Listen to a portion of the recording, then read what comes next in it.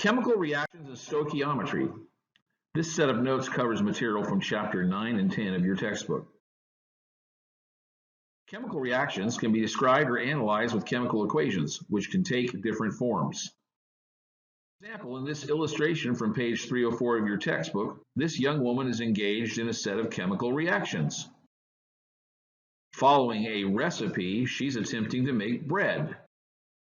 When we have sentences like this, a before and after, we call them word equations. In this word equation, the flour, the eggs, and milk, and other substances before are like reactants, and the bread, of course, is the product. We can compare the word equations with skeleton equations. Word equations simply consist of words arranged in order listing as reactants, followed by an arrow leading to products. But a skeleton equation will either use symbols that actually represent real elements or substances, or sometimes it will have pictures. But whether we're talking about a word equation, a skeletal equation, or a complete equation, chemical reactions are typically read from left to right. This is simply a matter of history in that chemistry became a fully fledged science in the 19th century, largely done by Europeans who had a bunch of languages that were read from left to right. But that left to right bias, you might say, matters in how we interpret the equation. So the reactants, the substances that react, are on the left-hand side. Here they're shown in blue, A plus B. On the opposite side, after the arrow, we have the products. The products are simply the substances produced in the reaction on the right-hand side, shown in red, C plus D. So reactants are the things that react before the arrow, and products are the things that are produced after the arrow. In between, of course, the arrow between those reactants and products refers to a chemical change. Sometimes a reaction is reversible, and if it can reasonably run in either direction, we may use a double arrow to indicate the fact that it can. Other symbols will sometimes be added to equations to provide additional information. There's a table of such symbols on page 306 in your text. Some of these symbols are given in lowercase and parentheses after the symbol for the substance, and they simply talk about the state of the substance. It could be a gas, G, a solid S, a liquid L. In the special case, if it's a solution and dissolved in water, we write AQ, which is short for aqueous. The symbol of the triangle, delta, represents a change in heat or heat energy. We'll often have one of those attached to an arrow. And sometimes we'll indicate a catalyst. Now, this is a substance which increases the rate of reaction but is not altered by a reaction. Since it's not altered, it's reusable. It can be used many, many times. And sometimes we'll specify just generally a catalyst, and sometimes we'll have the name of a particular catalyst. For example, the item that's given in your textbook to demonstrate this has the symbol for platinum, because a little piece of platinum metal is often a catalyst in many combustion reactions. Now, when we attempt to interpret the equation, we want to say what every symbol stands for and how much of each thing is present. And so we have a certain amount of something, H2, plus a certain amount of something else, O2. The arrow represents the chemical change, and then we somehow end up with a certain amount of H2O, which of course is water. Sometimes we can represent the specific facts involved in a given situation by having pictures. And so we have pictures here where we have two blue ovals stuck together to represent the H2 molecule. That is, there's actually two hydrogen atoms stuck together in H2. Similarly, in the next box, we have two red circles stuck together to represent the oxygen molecule, O2. And then in the last box, we have a representation, the so-called Mickey Mouse representation of a water molecule made of two hydrogens in blue and one oxygen in red. So we could attempt to describe what's going on in this particular reaction by, saying sentences that would give a picture of what's happening, or you might just as well just draw pictures. Now, a key fact here, though, is that while we can write out something like this, we have to make sure it's balanced. And the question is it balanced? And the answer is it is not. So to balance it, what we would want to do is we want to place coefficients. Remember, that's a word that simply means some number that gets put in front of some expression. We learned that in algebra. So we need to put coefficients sometimes in front of the symbols in order to indicate how many of each item are present. Now we can get a clue as to what coefficients to push and to what place by simply counting the number of blue and red ovals in the respective boxes here. For example, we would see that there are 6 hydrogens and 3 oxygens, but we end up with 6 waters. Now, where chemical reactions are concerned, of course, we don't want to lose anything. We want to keep track of everything. We want to do some bookkeeping on the atoms and molecules involved. But that's not the only reason why a chemical reaction must be balanced. It's not just that we want to keep track of all the moving parts, but we need to balance it because that's the law. We must comply with the physical law. That law is sometimes referred to as the conservation of mass. And when we say that the conservation of mass, what we mean is this: for the universe as a whole, the total amount of matter, and energy for that matter, is a constant. Equations must be balanced because mass is conserved. Now, while the universe balances its books automatically because that's the law, no, the universe doesn't gain matter or energy. The total amount of matter and energy stays the same automatically. But if we want to balance an equation, that doesn't happen automatically for us at all. In fact, we have to figure it out. And it can be very difficult to show that there's a balanced situation going on because the tiny little pieces of matter are so small and hard to keep track of.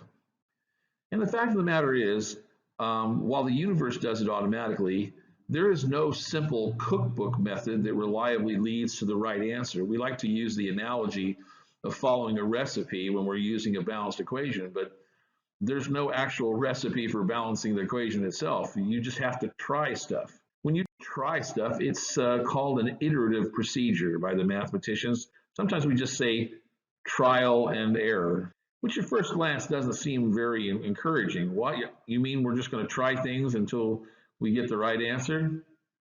There's not a better way? Well, for many types of problems, that actually is the best way. And it might be helpful to know, for example, that when you're talking about computers, a lot of computer programs are simply written so that they try out numbers until they get a right solution. And that's all they're doing. They're just going through a series of calculations to see if they get a number that fits. And you're not aware of how many calculations they might have to do to get to that point because, you know, computers are awful fast. They might do millions and millions of calculations per second. Nevertheless, it is often necessary just to use the algorithm where you try something. If that doesn't work, you try something else. So while this is discouraging for students, this situation is very similar to a very well-known child's toy.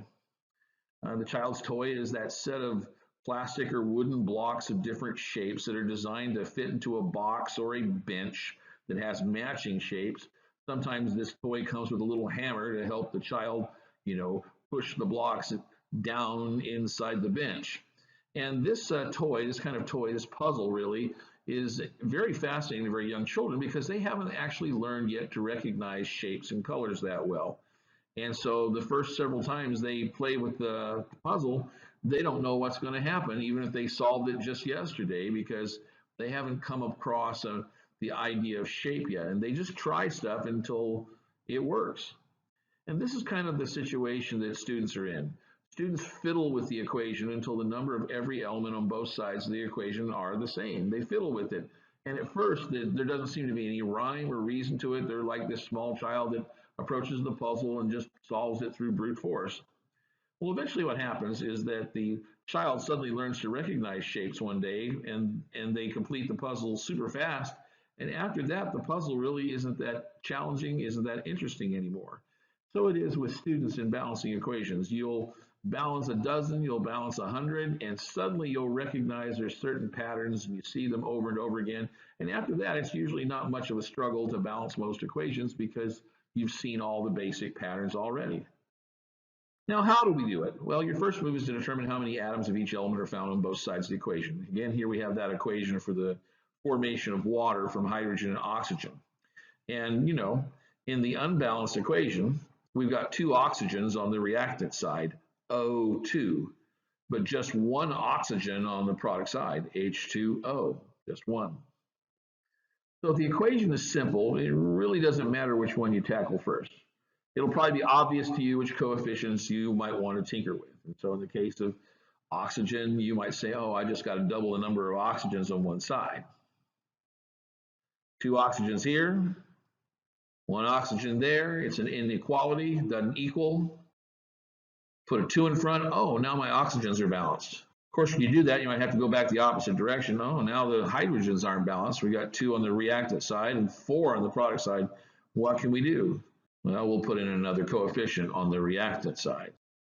And now everything is equal and balanced. Again, with a simple equation, it doesn't really matter if we start with hydrogen or oxygen. You probably would end up with the same result pretty quickly, about the same amount of time.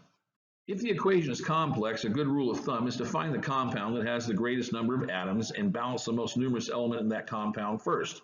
I like to say the biggest thing and the biggest thing.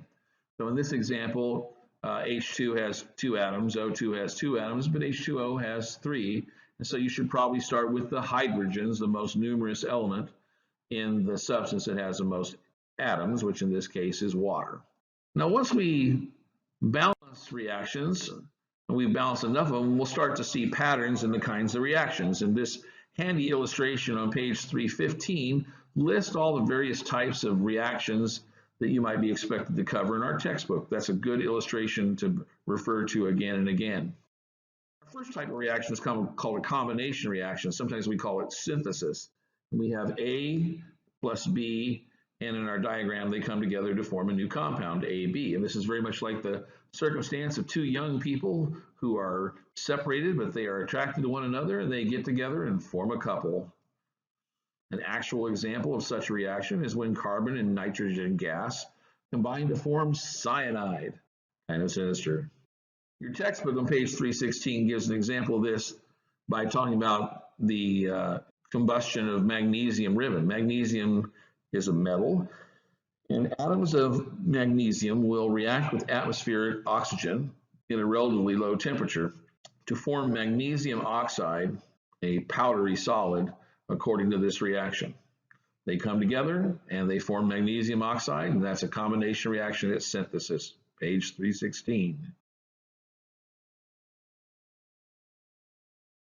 Next type of reaction on page 317 is decomposition. We have a compound AB that flies apart, it disassociates. This is very much like a couple that's together until one of them says something they probably shouldn't. They may not know what they said, but now B doesn't want to be with A anymore. An example of decomposition is that hydrochloric acid will spontaneously dissociate into separately charged hydrogen and chloride ions. An example of decomposition found in your textbook is when mercury 2 oxide is heated. It will spontaneously decompose into liquid mercury and oxygen gas. This is a particularly cool reaction because the mercury 2 oxide is a solid, but when you heat it, mercury metal is liquid at very low temperatures, and so the metal will come out of the solid as a liquid, and the remaining oxygen will be converted directly from a solid into a gas. Here we call a single replacement reaction. AB plus C gives us A plus CB. And what's happening is kind of like a situation at a dance where somebody cuts in. B and C are waltzing together, but A just taps B on the shoulder and, uh-oh, I'm cutting in, man. And B's got to go to the wall, the corner, where the wallflowers are. And A and C are now happy. Kind of sad. So an example of single replacement is when fluoride, which is very electronegative, replaces the chloride ion in hydrochloric acid. So what happens is hydrochloric acid loses its chlorine, it picks up a fluorine, it becomes a more dangerous acid, hydrofluoric acid, and the fluorine and chlorine ions exchange places in solution. An example of a single replacement reaction from your textbook is when potassium metal is dropped in water. This is a violent reaction. Those potassium ions are positively charged, but they will replace other ions in water that are also positively charged, hydrogen ions. And this replacement leads to the rapid and violent production of hydrogen gas, a little explosion. And a very cool reaction. You put some metal from group 1A and some water, you're going to see some sparks and you're going to see some smoke and you're probably going to hear some sound and, well, you might have a little explosion. Kind of exciting. Having looked at single replacement reactions, you're not going to be surprised to learn that the next one makes it a double. In the double displacement reaction, A, B, and C, D switch partners. This is like people at a square dance who don't mind if they're constantly exchanging partners. An example of a double replacement reaction is when sodium sulfide and hydrochloric acid react to produce table salt and hydrogen sulfide gas. The sulfide group moves from sodium to hydrogen, and the chlorine moves from hydrogen to sodium. An example of a double replacement reaction, which is found on page 322 in your text, is when aqueous solutions of potassium iodide and lead nitrate are combined. Both the potassium iodide and the lead nitrate are dissolved in water. That's why they're aqueous solutions. But when you mix these two aqueous solutions, the lead and the potassium will exchange places, and they'll produce lead iodide and also an insoluble precipitate, potassium nitrate. What's happening here is that everything was dissolved beforehand, but when conditions change, you may have a substance which is no longer soluble. It won't remain dissolved. And so when you mix these two, you see this golden yellow goop start to form between the two solutions, and that is potassium nitrate.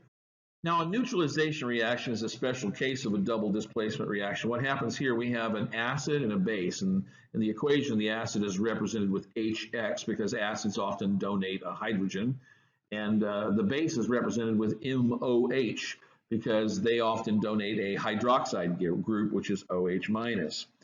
And the hydrogen and the hydroxide will tend to form water, and the substances that are left behind as they exchange, they'll form a salt. The classic example is that sodium hydroxide will combine with hydrochloric acid, and we'll end up with table salt and water.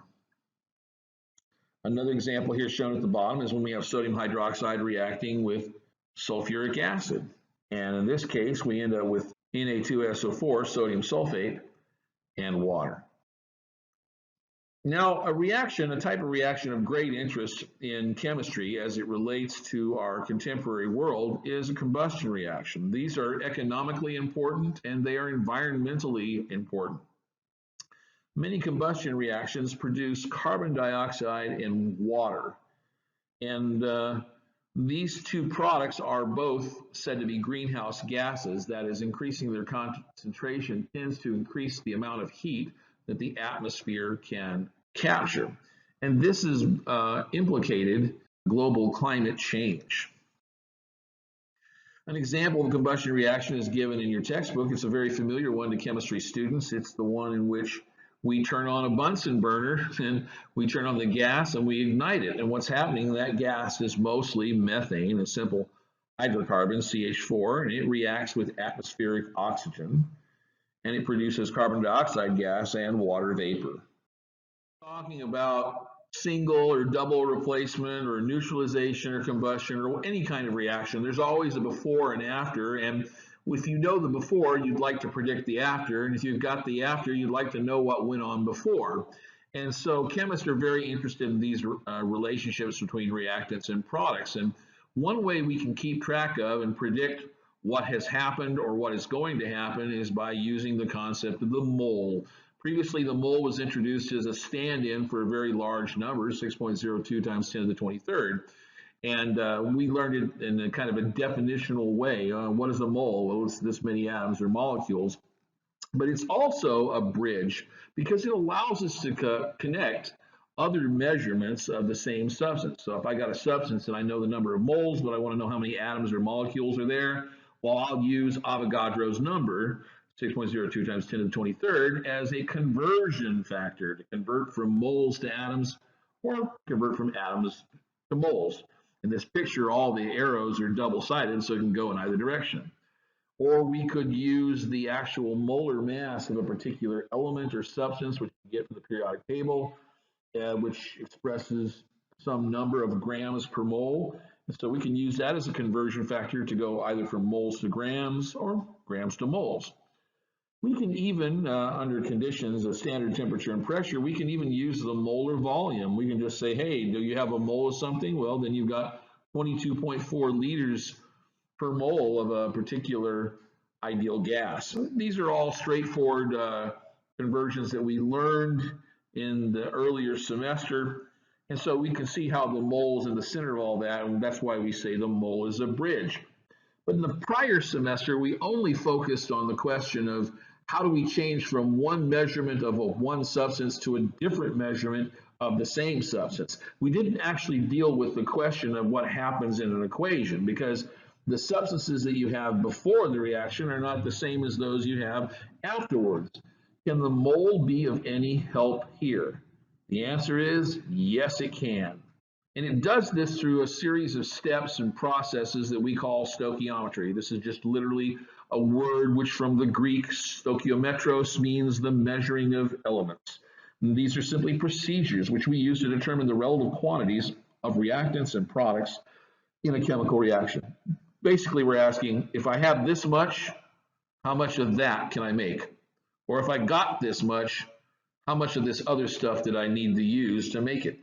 Stoichiometry uses what we call mole ratios, and these are a different kind of conversion factor, because instead of converting from one measurement of one substance to another measurement of the same substance, they use the balanced equation to convert from one substance to a different substance, to convert from a reactant to a product, or convert from one product to another product, or one reactant to another reactant. And we can do this because the equation carries a form of logic with it. For example, if we read this equation here for the combustion of ethane, we can read it left to right as follows: 2 moles of ethane, C2H6, and 7 moles of O2.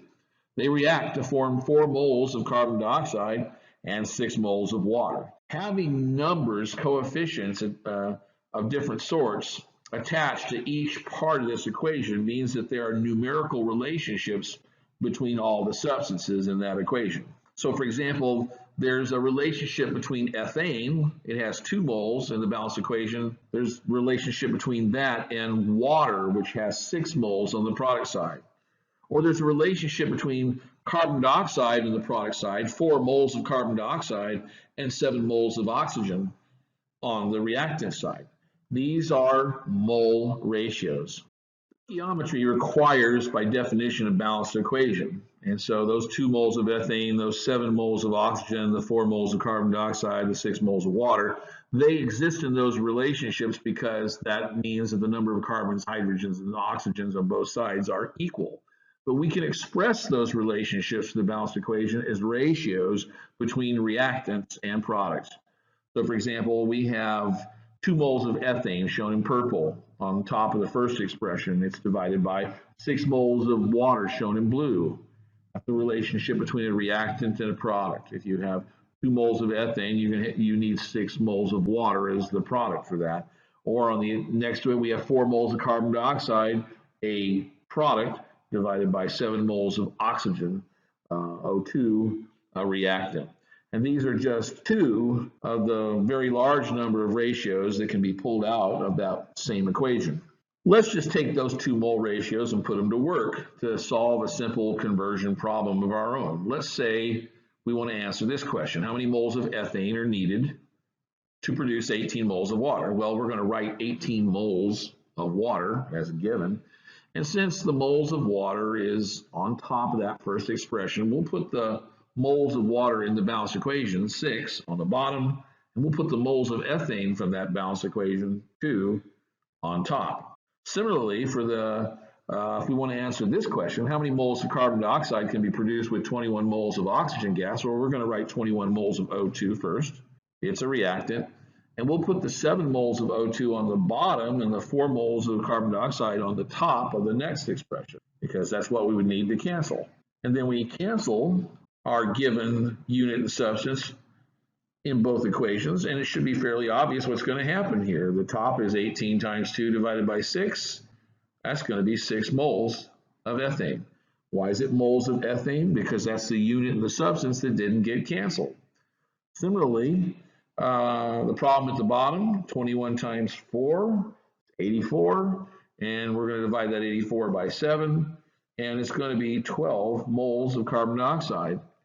Why moles of carbon dioxide? Because that's a unit of substance that didn't get canceled in that setup. And so what you just saw here were examples of simple one-step problem, moles of one substance to moles of another substance. Where do we get the mole ratios that serve as conversion factors? We get them from the balanced equation. So if we combine mole ratios with other conversion factors like molar masses of substance, then we can use that to answer more complex questions about the amounts of either reactants or products in a given equation. So instead of moles to moles, perhaps we could go moles to moles and then moles to grams. Instead of one step, we could have two steps. So we have such a question here. How many moles of ethane can be made from 54.06 grams of water? Well, we write that 54.06 grams of water first, and we want to convert it into moles. And so we use the molar mass of water, which is 18.02 grams per mole. We put the grams of the substance on the bottom because it's on the top of the first expression, and we put the fact that this is 1 mole on the top. That'll get us from grams to moles. And then to know how many moles of ethane would ultimately end up being evolved, we'd use a conversion factor that gets us from moles of water to moles of ethane. 2 on the top, 6 on the bottom. And grams cancel, and moles cancel. And so this is just 54.06 times 2 divided by 18.02 times 6. We don't do all the other stuff. We don't say the ones, they don't matter. Anything times 1 is still anything. Anything divided by 1 is still anything. So we don't worry about that. As it turns out, the solution here is rather neat because 54.06 divided by 18.02 is 3, and 3 times 2 is 6, and 6 divided by 6, well, it's just 1. Here's another problem that uses the same equation, but it's going to have a different set of conversion factors. If 128 grams of oxygen gas are provided, how many grams of CO2 can be produced according to the equation? All right, well, we'll write out our given first. Consulting the periodic table, we'll determine that 1 mole of O2 is approximately 32 grams. Then we use the ratio that says that for every 7 moles of O2 on the reactant side, shown in purple, we're going to have 4 moles of carbon dioxide gas, shown in blue, on the product side. Finally, at the end, we don't want the moles of CO2, we want the grams, and so we use the molar mass of CO2. We take the mass of the periodic table, 1 carbon and 2 oxygens, we add it all together, and it turns out it's 44.01 grams. And then we cancel. Grams of O2, moles of carbon dioxide, and we get this nice little neat number, 100.6 grams of carbon dioxide. Why grams of carbon dioxide? Because that's a unit of substance that didn't get canceled. Previously, we used the mole as a way of moving between one quantity of a particular substance, one measurement of a particular substance, to another measurement. But now with the mole ratio, we have the ability to use the mole to move from moles of one substance to moles of another substance. And stoichiometry means that we're going to do problems that combine both. That is, we'll use the conversion factors we learned in the previous semester, the molar mass, Avogadro's number, the molar volume, and we'll use them in concert with the mole ratio from a particular equation. And this will allow us to do the complex operations that we call stoichiometry. Now, when it comes to stoichiometry, we have 2 complementary techniques, and one is the one we learned very early on, the first 2 weeks of instruction, and we practice an entire semester.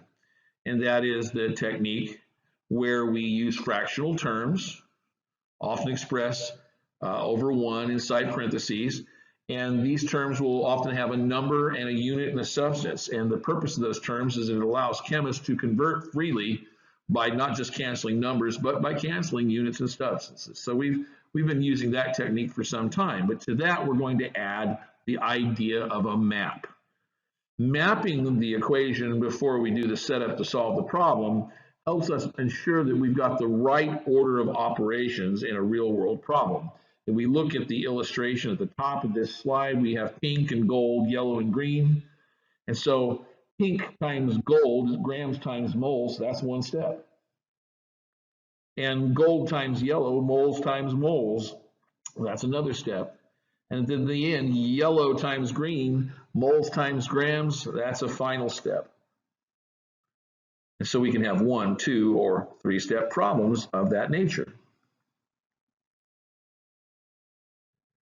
Now, the textbook tries to introduce stoichiometry, and it uses symbols and terms that are a little bit different from those that I've taught my classes. I tend to like parentheses with cancellation because it helps keep things from becoming jumbled together by accident, and cancellation makes it less likely for students to make fatal errors. They tend to catch their mistakes if they're in the habit of canceling.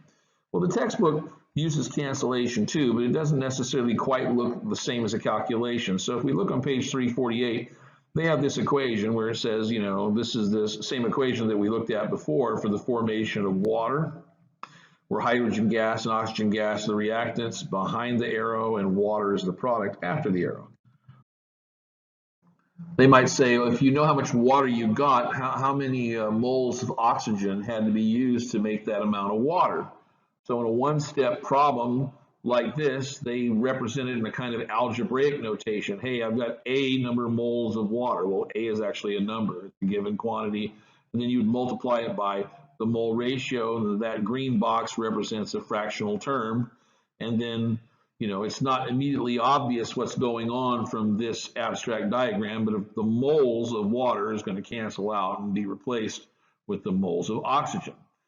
And one of the things that is a little vague about this is it's not clear necessarily what the mole ratio should be, because it could be either one of these, right? These are the two substances that are involved, water and oxygen. So the question is, do we choose the one that has the moles of water on the top, or do we choose the one that has the moles of oxygen on the top? It turns out that since we're starting with moles of water in the given quantity, that's essentially on the top, which is not really clear from their diagram. And the mole ratio then should be the one that has the moles of water on the bottom.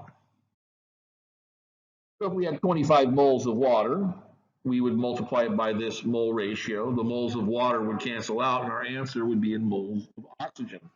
But think about what would happen if you didn't use cancellation here. If you didn't use cancellation, a student might be in a hurry and they might choose the other, instead of 1 over 2, they might choose 2 over 1, in which case they'd go 25 times 2 and get 50 moles of O2 instead of 12.5. And that's a pretty big difference. You're off by a factor of 4. So cancellation, whether you do things like the text shows without parentheses or you use the parentheses like I do, cancellation is a very important aspect of good technique because it helps you ensure that you put your conversion factors in the right place and avoid errors, very large errors in your result. Now I'm going to show you how to set them up with mapping. I'm going to use the mapping aspect now. So we have this equation. Instead of hydrogen and oxygen, we've got nitrogen and hydrogen.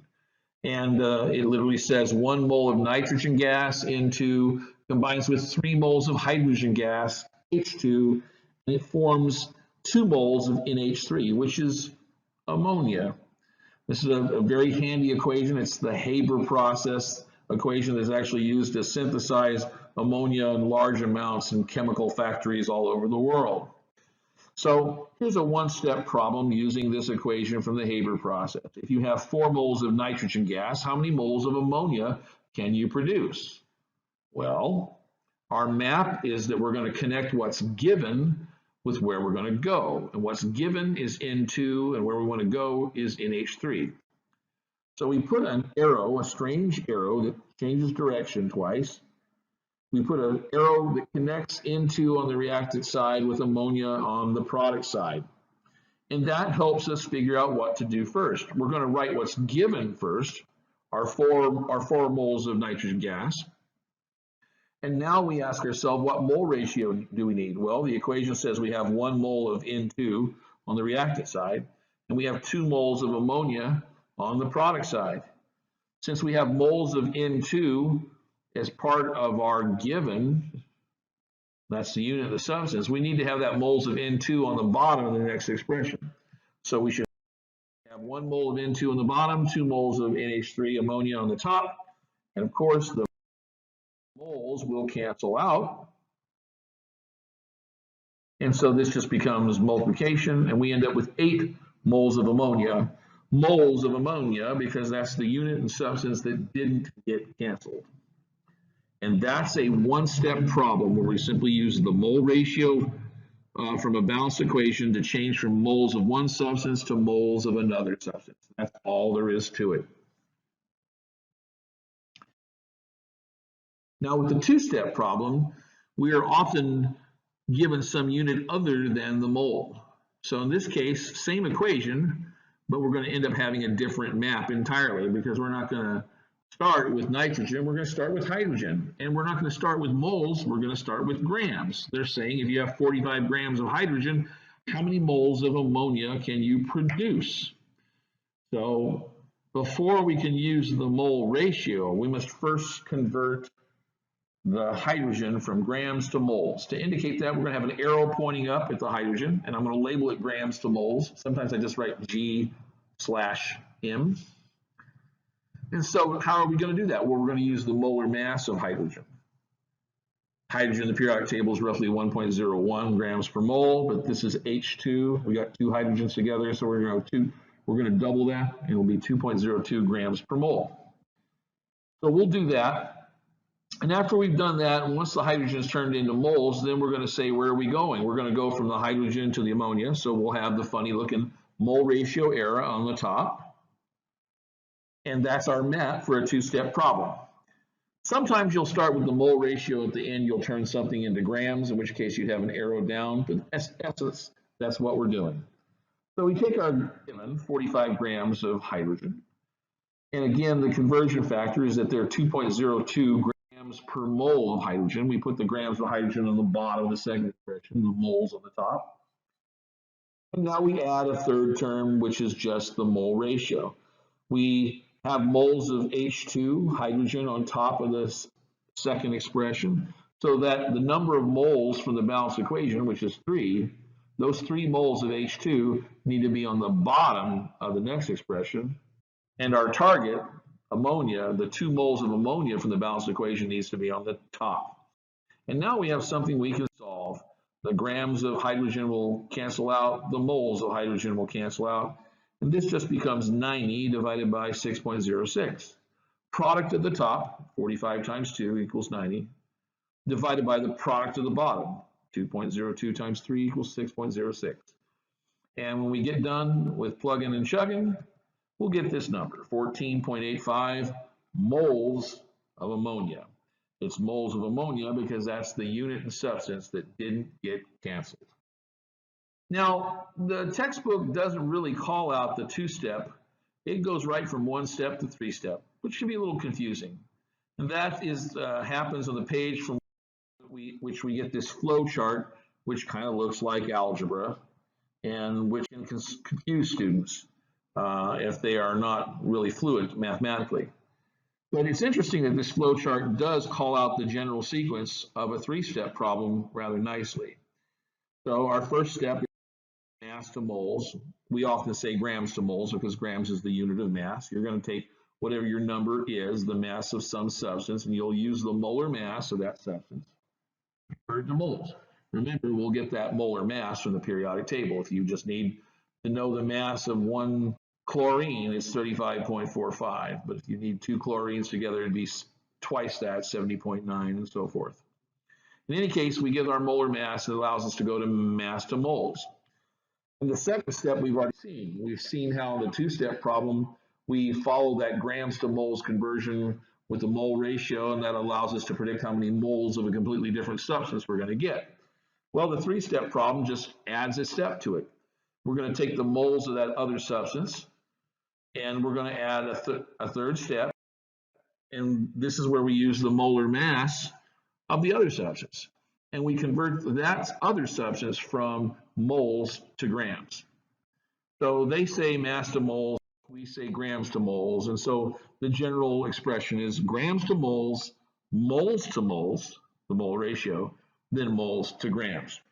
And there's all kinds of 2- and 3-step problems that involve, the mole ratio being combined with one or more different units for measuring the amount of a given substance. There's all kinds of problems, but the most characteristic and the most useful in a basic chemistry class is this one, the one you see in front of you.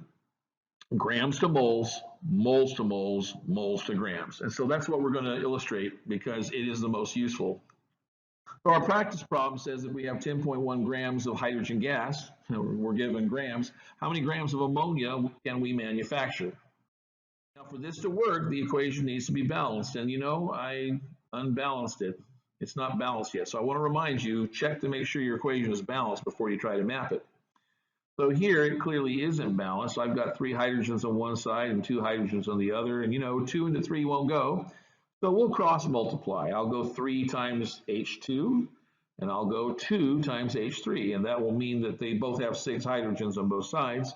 And when I add the 2, that also has the benefit of balancing the nitrogens. There's 2 nitrogens. So now it is a balanced equation. And now we want to map it. Since we're starting with grams of hydrogen gas, we can't use the mole ratio yet. We have to first convert the hydrogen from grams to moles. So just like before, we're going to have an arrow pointed up and we label it G to mole, meaning that we're going to convert from grams to moles. This is like the mass to moles step on page 350. Then we want to go from the moles of hydrogen to the moles of ammonia, 3 to 2. And so we make that arrow on the top. That's our mole ratio. For every 3 moles of hydrogen gas, we're going to get 2 moles of ammonia. And finally, at the end, we finish our map with a third arrow. This is an arrow that's going to be pointing down. This is the arrow that means that we're going to take the moles of the other substance, ammonia, and now we convert that back into grams. And so we have the arrow pointing down and moles to grams. So that's our map. And this is what it looks like algebraically on page 350. Let's now put it into action. All right, so we've balanced the equation and we've mapped it. Now we're going to use the map to create that setup and solve in a pattern using the kinds of setups that we've been using in this course since the beginning of the last semester. And again, the problem says if you have 10.1 grams of hydrogen gas, how many grams of ammonia can you manufacture? Obviously, we're going to be starting with 10.1 grams of hydrogen gas. So we put our given 10.1 grams of hydrogen first. Since grams of hydrogen are on the top of the first expression, they're going to have to be on the bottom. Now we need a conversion factor. Our map says that we first have to go from grams to moles, so we must need the molar mass of H2. Since 1 hydrogen for the periodic table is about 1.01, we go twice that, and so it's 2.02 grams per mole of H2. Put the grams on the bottom, we put the moles on the top. That's our first step, grams to moles. Our next step is the mole ratio that's going to connect the hydrogen on the reactant side to the ammonia on the product side. It's going to be a 3 to 2 ratio. Since the moles of H2 are on the top of the second expression, the 3 moles of H2 from the mole ratio have to be on the bottom of the third expression, which means, of course, the 2 moles of ammonia must be on top.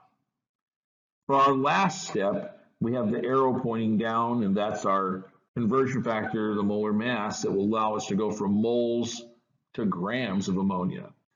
So from the periodic table, 1 nitrogen is about 14, and each of the hydrogens is about 1, and there's 3 of them, so it's a little bit more than 17. We'll estimate that it's 17.1 grams of ammonia for every mole of ammonia. And guess what? Now we've got an equation we can solve. Solve it, and we make sure that we're doing it the right way by using cancellation. And I've color-coded the hydrogens and the moles and whatnot, 3 different colors, so it's easy to see how top of one cancels bottom of another. So grams of hydrogen cancel in red, moles of hydrogen cancel in blue, moles of ammonia cancel in green. Now, once we get to this point, it's just math, and if the rule is product of the top divided by product of the bottom, we don't care about any of the ones. So the top is just 10.1 times 2 times 17.1 divided by the bottom, which is just 2.02 times 3. And if we do the math with these estimated values, we get about 57 grams of ammonia. That's our estimate. Now, notice what our answer looks like. Our answer has 3 parts. It has a number, it has a unit, it has a substance. So when you're doing these three-step problems, it's very important you have a balanced equation. Usually it'll be given to you that way, but always check to make sure it's balanced before you go on. Then you need to map the equation, so you put the steps just so. Then, while setting it up, make sure that you're setting it up in such a way that you can cancel units and substances as you go from left to right. If it's not set up that way, if you're failing to cancel, it's probably not set up correctly. Finally, at the end, make sure that your answer isn't just a number, but that it has a unit and a substance as well. Now, I'm not going to solve this problem, but I'll go ahead and give it to you. It's the same equation. It's already balanced. The instructions are the same. You're going to map it first. You'll use the mole ratios and molar masses to create the setup. You'll use calculations to cancellation rather. You'll use cancellation to make sure the setup is correct, and you'll solve the problem below. And in this particular case, the problem says you got 60 grams of nitrogen. How many grams of ammonia can you manufacture? So that's chemical reactions and stoichiometry, and I hope that that was helpful.